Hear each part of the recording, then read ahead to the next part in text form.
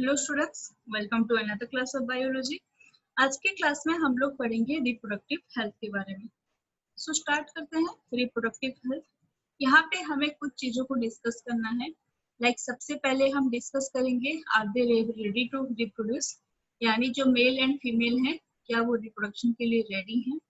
Next we will go for STDs, that is sexually transmitted diseases and its prevention, कैसे उसको रोका जाए।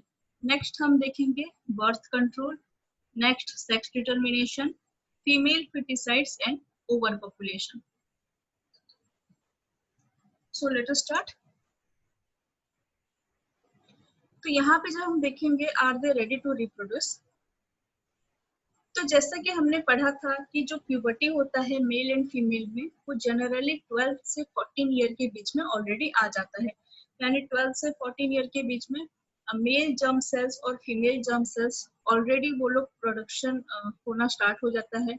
और उसके साथ some extent of sexual maturation is also seen in the body। यानी कुछ हद तक जो सेकेंडरी सेक्सुअल कैरेक्टर्स हैं और जो दूसरे सेक्सुअल ऑर्गन्स हैं वो भी डेवलप होना या फिर मैच्योर होना स्टार्ट हो जाते हैं। स्टिल अगर उस एज में सेक्सुअल मैच्योरेशन देखा जा रहा है और मेल और फीमेल जर्म सेल्स प्रोड्यूस होना स्टार्ट हो गए हैं, but that age is not an appropriate age for sexual act और ब्रिंगिंग अप द चिल्ड्रन, क्योंकि उस टाइम में सेक्सुअल मैच्योरेशन जस्ट स्टार्ट हुआ रहता है। तो जो मदर का बॉडी होगा या जो फीमेल का बॉडी होगा वो इतना फिजिकली स्ट्रॉन्ग नहीं रहता for sexual act and from bringing up children also. और उसके साथ मेंटली भी बोथ मेल एंड फीमेल उतने मैच्योर नहीं रहते कि वो एक चाइल्ड को बियर कर सके, they are not strong enough economically to raise a child. तो इस वजह से ये एक एप्रोप्रिएट एज नहीं है, या फिर हम बोल सकते हैं कि the male and female are not ready to reproduce. But फिर भी देखा गया है जैसे कुछ लोग जो गलत संगत में पड़ जाते हैं या फिर due to bad friend circle, तो इस वजह से वो लोग फोर्सफुली सेक्सुअल एक्ट में इन्वॉल्व हो जाते हैं। या फिर अगर हम देखेंगे प्रेशर रहता है फ्रॉम फैमिली या फिर सोसाइटी का, उस एज में भी बच्चों का छोटे से एज में शादी कर दिया जाता है, जिस वजह से उनको भी चिल्ड्रन प्रोडक्शन के लिए भी उनको फोर्स किया जाता है। तो ये सब जो चीज हो रहा है it is actually not good for a healthy society. तो इसी वजह से हमारा जो गवर्नमेंट है उसने भी कुछ रूल्स बनाए हैं जिस वजह से कि चाइल्ड मैरिज ना हो पाए या ये सब टाइप के जो प्रॉब्लम होते हैं वो क्रिएट ना हो।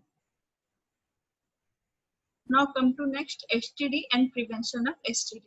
So what is STD? STD होता है sexually transmitted diseases। ये वो डिजीजेस होते हैं during the time of sexual act infection spread होगा एक पार्टनर से दूसरे पार्टनर की ओर। तो इसमें 4 डिजीजेस इंक्लूड होते हैं। तो वायरल इन्फेक्शंस होता है, वो होता है वर्स एंड एड्स, और जो बैक्टीरियल इन्फेक्शन होगा that is gonorrhoea and syphilis. So STDs due to bacteria, उनको हम नाम देंगे गोनोरिया एंड सिफिलिस। एंड जो वायरल इन्फेक्शंस होगा जो एसटीडी क्रिएट करते हैं they are worse and AIDS. So what is AIDS? This is acquired immunodeficiency syndrome, और जो उसके लिए वायरस होता है वो है ह्यूमन इम्यूनोडेफिशिएंसी वायरस। तो एड्स आजकल बहुत उसके टीवी वगैरह में हर जगह उसके लिए एड देखा जाता है, या फिर उसके लिए बहुत अवेयरनेस भी हो रहा है। तो ये जो एड्स होता है, हम अगर एड्स की बात करेंगे तो यहाँ पे जो वायरस होगा वो फैलेगा फिजिकल कांटेक्ट से ड्यूरिंग सेक्सुअल एक्ट। तो जो इन्फेक्शन होगा वो रहेगा बॉडी के फ्लूइड में। अगर हम बात करेंगे ब्लड की, या फिर जो सीमेन होता है, वजेना से डिस्चार्ज होता है, ब्रेस्ट मिल्क होता है, ये सब में वायरस फैल के रहेगा। सो ड्यूरिंग सेक्सुअल एक्ट एक पार्टनर से दूसरे पार्टनर में थ्रू द सीमेन और वजिनल डिस्चार्ज ये इन्फेक्शन स्प्रेड हो जाता है। तो उसके लिए क्या करना है? एसटीडी के प्रिवेंशन करने के लिए प्रोटेक्टेड सेक्सुअल इंटरकोर्स करना रिक्वायरमेंट होता है। तो यहाँ पे एक कवरिंग होता है that is called as condom. For penis, अगर कॉन्डम से पेनिस को कवर कर दिया जाएगा, then it has prevention of transmission, क्योंकि इसमें एक फिजिकल बैरियर हो गया, तो जो फ्लूइड होता है वो फ्लूइड डायरेक्टली बॉडी के कांटेक्ट में और नहीं आ पाएगा, और उससे हो सकता है एसटीडी का प्रिवेंशन हो जाए। तो देखा गया है कि ड्यूरिंग जब कोई एसटीडी का केस आता है, that is due to sexual intercourse with multiple partners, या फिर अगर किसी स्ट्रेंजर्स के साथ सेक्सुअल एक्ट परफॉर्म किया जाए, that will lead to STD. So the prevention is physical barrier like condom. तो फीमेल के लिए भी कॉन्डोम रहता है, that would help the prevention of the transmission। और भी देखा गया है कि अगर हम एड्स की बात करेंगे तो एड्स इन प्रेग्नेंट वुमेन, अगर वो एड्स में के शिकार हुई है तो उसका जो बेबी होगा उसमें भी एड्स होने के चांसेस है, क्योंकि प्लासेंटा के थ्रू से ब्लड मदर से बेबी के पास जाता है, ये हमने पढ़ा था। तो उसी ब्लड के थ्रू से जो वायरस इन्फेक्शन होगा वो भी बेबी को अफेक्ट करेगा। एंड इवन अगर कोई पर्सन जो एड्स से पीड़ित है, उसको अगर नीडल यूज किया गया है और उसी नीडल को किसी हेल्दी पर्सन में इंजेक्ट कर दिया गया है, that will also lead to the transmission of HIV। तो ये सब छोटी छोटी चीजें होती है। तो for this prevention condom is the best option. Now come to birth control. Birth control क्या होता है? एक हेल्दी मदर या फिर एक हेल्दी चाइल्ड के लिए प्रॉपर फैमिली प्लानिंग बहुत जरूरी होता है। प्रॉपर फैमिली प्लानिंग क्या होगा? जैसे कि जो मदर है वो प्रॉपर टाइम पे कंसीव करेगी, यानी जब वो अच्छी से रेडी होगी physically, mentally, economically, then she will conceive. और उसके साथ जो चिल्ड्रन होंगे उनके बीच 3 to 4 इयर्स का या उनके रिक्वायरमेंट के हिसाब से गैप होगा। तो इस वजह से क्या होता है, जो अनवांटेड प्रेगनेंसी होता है उसको अवॉइड करने के लिए बर्थ कंट्रोल जरूरी होता है। तो इसमें कौन कौन सा पॉइंट देखना है? एक तो जब मदर रेडी होगी फॉर कंसीविंग, उस time she will go for a proper time, और हम प्रेगनेंसी बोल सकते हैं। या फिर अगर उसको 2 चिल्ड्रन के बीच गैप रखना है तो ये मेथड यूज कर सकते हैं, birth control. So what are the birth control methods? पहले यूज किया जाएगा contraceptive methods. So what are contraceptive methods?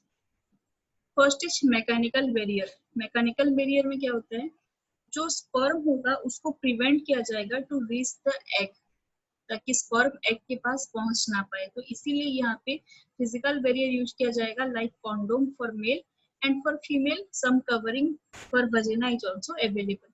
It is like female condom या डायफ्रागम उसको बोला जाता है।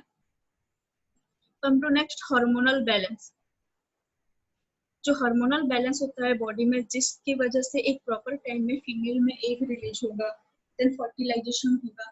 तो ये जो हार्मोनल बैलेंस है उसको चेंज करने के लिए ओरल पिल्स अवेलेबल होता है। तो ये पिल्स को अगर प्रॉपर टाइम में लिया जाएगा, then it will prevent egg release. इसमें से जो फीमेल में एग का रिलीज होता है वो प्रिवेंट होगा, और अगर एग ही फॉर्मेशन नहीं होगा तो फर्टिलाइजेशन भी नहीं होगा। So pregnancy will be avoided. Now next come to contraceptive devices.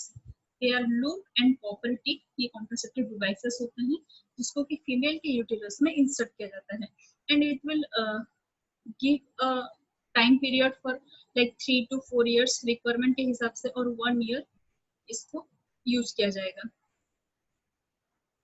तो ये जो हमने बात किया physical barrier, hormonal balance changing pills के बारे में, ये कॉन्ट्रासेप्टिव डिवाइसेस के बारे में, are they safe? No, they are not 100% safe, क्योंकि ये जो होता है कॉन्डोम, ये बना रहता है एक मटेरियल दैट इज लेटेक्स का। तो लेटेक्स का टीयर होने का बहुत चांसेस रहता है, यानी वो फट सकता है। अगर फट जाएगा then sperm and semen will be released, it may leads to pregnancy. अगर हम बात करेंगे हार्मोनल बैलेंसिंग चेंजिंग पिल्स की, ये पिल्स अगर लिया जाता है तो देखा गया है कि ये फीमेल में दूसरे प्रॉब्लम्स क्रिएट करेंगे, like heavy menstrual bleeding, pen during menstruation. उसके साथ कभी कभी ये देखा जाता है कि परमानेंट इनफर्टिलिटी भी क्रिएट करते हैं। लगता है कि जैसे कि कोई पिल्स छोड़ दिया खाना, तो पिल्स खाना छोड़ने के बाद भी देखा जाता है कि शी विल नॉट कंसीव, ये प्रॉब्लम्स होता है।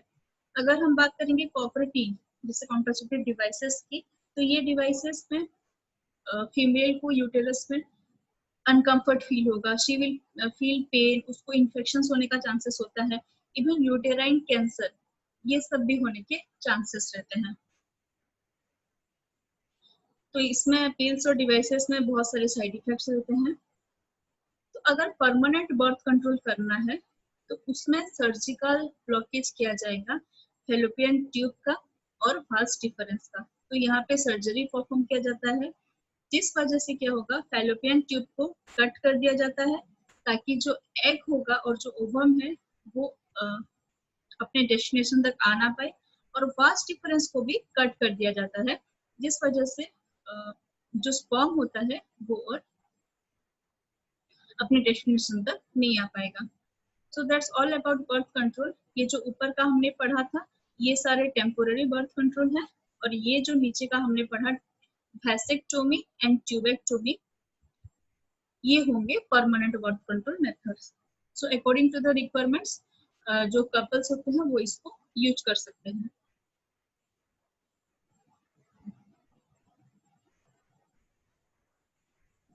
So now come to sex determination and female feticide. So sex determination क्या होता है? During embryonic development, जब बेबी का मदर के यूटेरस में ग्रोथ होता रहता है, तब जो एम्ब्रियो का सेक्स होता है उसको इलीगली डिटरमाइन किया जाता है। यानी एम्ब्रियो फीमेल है या मेल है उसको इलीगली एग्जामिन किया जाएगा। So this is sex determination. और उसके साथ अगर फीमेल फिटस देखा जाएगा, अगर बेबी हो रहा है जो फीमेल है तो उसको इलीगली एबॉर्शन भी कर दिया जाता है। So this is sex determination and female foeticide. तो यहाँ पे जो फीमेल फिटिसाइड किया जाता है उस वजह से हमारे सोसाइटी में मेल और फीमेल का जो रेशियो हो गया है उसमें इम्बेलेंस हो गया है, यानी मेल का नंबर ज्यादा हो गया है और फीमेल का नंबर कम हो गया है। तो ये जो इम्बेलेंस होता है इस वजह से हमारा सोसाइटी में कुछ प्रॉब्लम्स देखने को मिल रहा है। तो अगर ऐसे ही फीमेल फिटिसाइड कंटिन्यू होता रहा then it may lead to a very big problem in the future. So next come to over population control. तो जैसे हमने पढ़ा था कि रिप्रोडक्शन होता क्यों है, रिप्रोडक्शन होने का वजह से ही जो पॉपुलेशन हो रहा है वो इंक्रीज होता है। तो अगर जो रेट होगा बर्थ का और डेथ का उसमें अगर एक प्रॉपर बैलेंस रहेगा उसी वजह से ही पॉपुलेशन कंट्रोल में रहेगा। लेकिन आजकल के जमाने में जो मेडिकल फैसिलिटीज हो गया है वो सब की वजह से डेथ का रेट बहुत कम होने लग गया है। तो इसी वजह से क्या हो रहा है, जो हमारा पॉपुलेशन है वो एक्सपांड होने लग रहा है। तो अगर पॉपुलेशन एक्सपांड हो जाएगा तो प्रॉब्लम ये होगा कि जो लोगों का स्टैंडर्ड ऑफ लिविंग होगा वो रेज नहीं हो पाएगा, क्योंकि लोग ज्यादा हो जाएंगे और उनके लिए जो अवेलेबल चीजें होगा वो कम हो जाएगा। तो इसी वजह से इकोनॉमिकल प्रॉब्लम, वो सब प्रॉब्लम क्रिएट होगा, जगह शॉर्टेज होगा, खाने का कम होगा। तो ये सब की वजह से स्टैंडर्ड ऑफ लिविंग को बढ़ाना मुश्किल हो जाएगा। So that's why it is required to stop overpopulation. तो इसी वजह से ही पॉपुलेशन को कंट्रोल करना बहुत जरूरी होता है, और पॉपुलेशन को कंट्रोल करने के लिए it's required all this process like birth control. So that's all students about reproductive health. Thank you.